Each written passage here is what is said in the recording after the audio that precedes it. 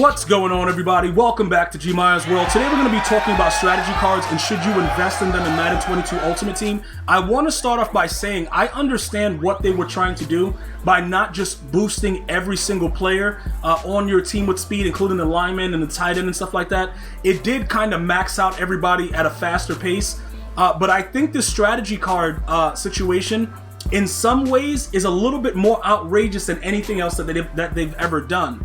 And the reasoning for it is, no matter which way you try to go, they make it completely randomized. So the way that I've been getting my stuff, I've showed you guys how I got my defensive side of the ball with the +2.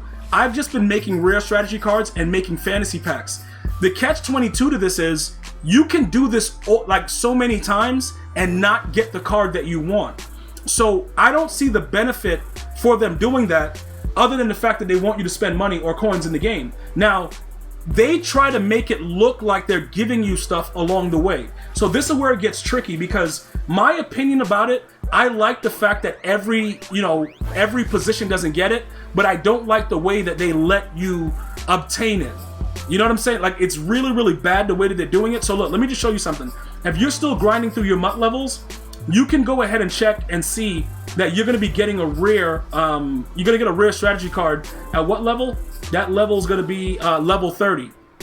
Now, if you've already been a level 50 and you've already done it, pretty much you've already used up whatever you have and you've done it along those lines. You don't really care, right? You're like, yo, whatever. It is what it is. But at the same time, if you're just making them from scratch, it's very, very difficult.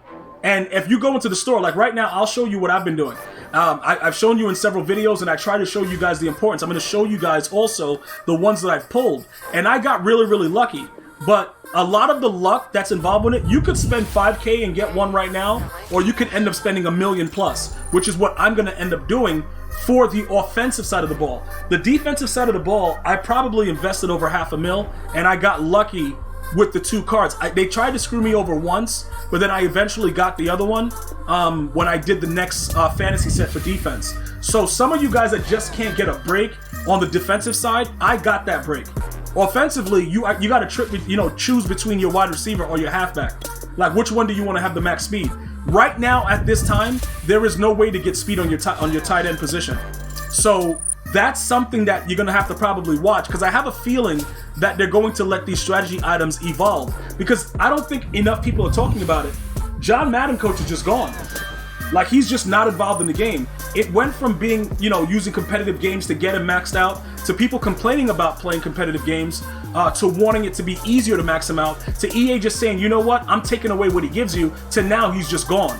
So that's pretty much what you're getting out of the strategy cards. For those of you guys that are asking about John Madden coach, they actually make a lot more money not having John Madden coach in the game, if you think about it. Because now, with trophies removed and all the other stuff that they're doing, you don't have a lot of ways to kind of make money. You can't make coins. Like, it's get a bundle, shut up, get an end cap. Like, EA's like, look, pay up. Like, it's really wild as hell. The way that MUT is right now, although we've complained in the past, I don't think I've seen as many complaints as far as the overall money-making aspect on EA's side that I've seen in forever.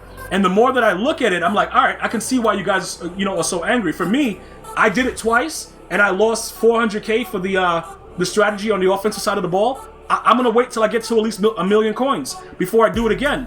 Because you got to pace yourself, because right now I'm dead broke, but I've invested a lot into my team. So I'm good enough right now to do whatever I want as far as playing the game and doing whatever. You know what I'm saying? This over the top right here, this is just temporarily there, because this was one of the garbage ones that I got in the last fantasy pack. But the in the zone ones, I lucked out and got the ones with the speed. So that's what I'm using right now. And they have to be different. Like, one is going to be pursuit, and one is going to be tackle, I think. Yeah, so one is tackle plus speed, and one is pursuit plus speed. If you get the same exact card, it will not stack, and you will not get the +2 speed. They've made it very, very specific. So, when you're asking me, like, yo, Gmia, what do you think about it? Overall, like I said, it does make the game a little bit more balanced, that your tight end is not 1,000 speed at launch, because he's not getting any boost other than the theme team. But when you make it impossible for the user, when he gets a fantasy pack, to choose one of the ones that he wants, that seems kind of ridiculous. Because every single time that you go through it, you're burning at least 200, 300K to do it, to get the fantasy pack, if you do it from scratch. And you're buying stuff inside the store, and all the stuff that goes on with that. So it does become very, very frustrating.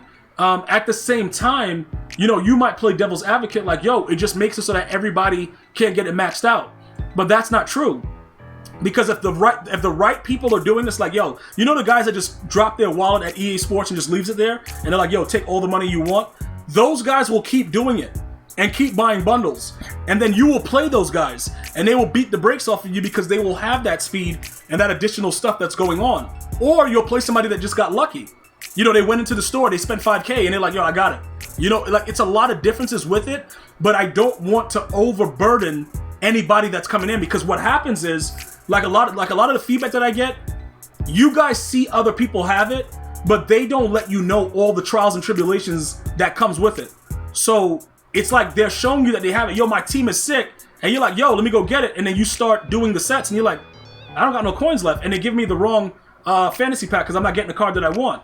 So it's a lot of imbalance with the way that specific thing works, and to me, it just seems like a money grab in that aspect, because the fantasy pack itself should give you the option to pick the one you want.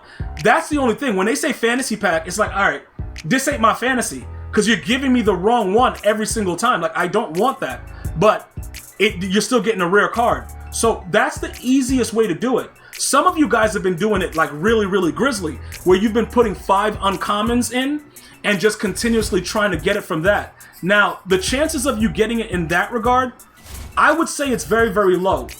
I really don't think that, you know, doing this one right here, where you just keep repeating it and trying to see what random, you know, whatever. I would just do it. Like I said, I do this twice. I get them, and I've been coming down here and trying to get a rare strategy item.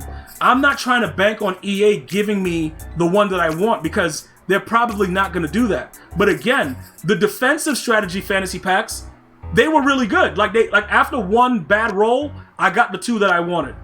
So those are things that, like I'm saying, I didn't even realize that it was that many more strategy cards. Because you got to realize something. For those of you guys that are using rare strategy cards to like boost attributes, to me that's foolishness.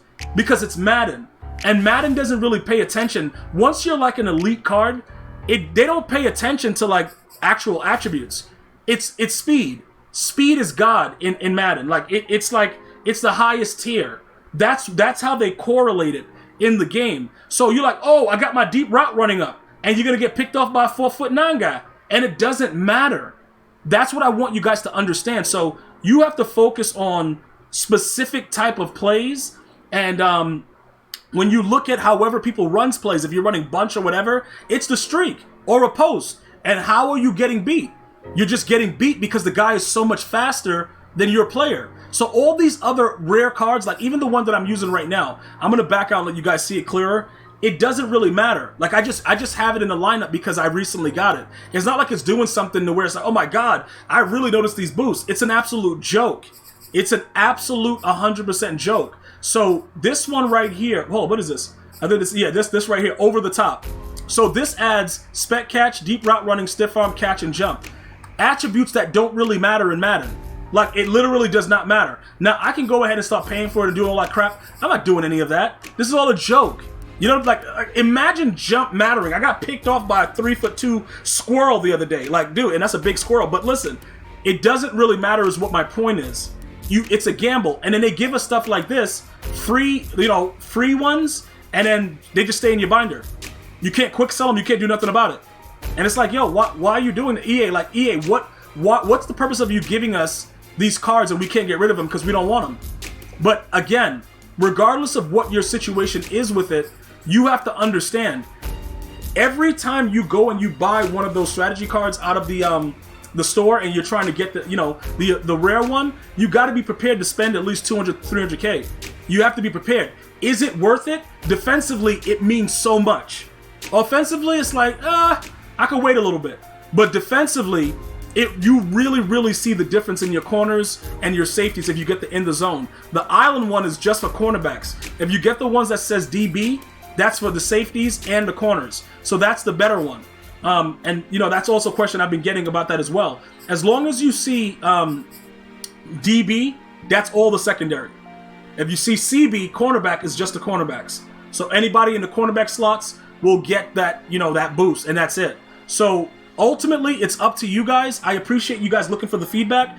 Like, my opinion is, you know, I understand what they're doing, but the way that they're doing it is not really that good because of the whole fantasy pack and the randomness of it. So you can be trying to do this the whole year, trying to get it, and you probably won't. But they probably will do something to adjust it as we go along, because I don't think they're going to stop you from spending the training and spending the money and the coins, but they might make it easier once you get those fantasy packs to be able to at least pick the ones that you want. But I would be very, very careful, guys, whether you're going for the defense or the offensive. The defensive works wonders, but if you get into the situation that I'm in where I can't get the offensive one and you're trying to do that on defense, it can cost you a lot. So like I said, my goal is to probably try to get 1 million coins when I start, you know, re-upping again. And then after I do that, I will invest again into the offensive side, because at some point that speed is going to be huge for my offense. I want to thank you guys and girls for watching. You guys go ahead and have an unbelievable day. Stay blessed. Until next time. One love, y'all.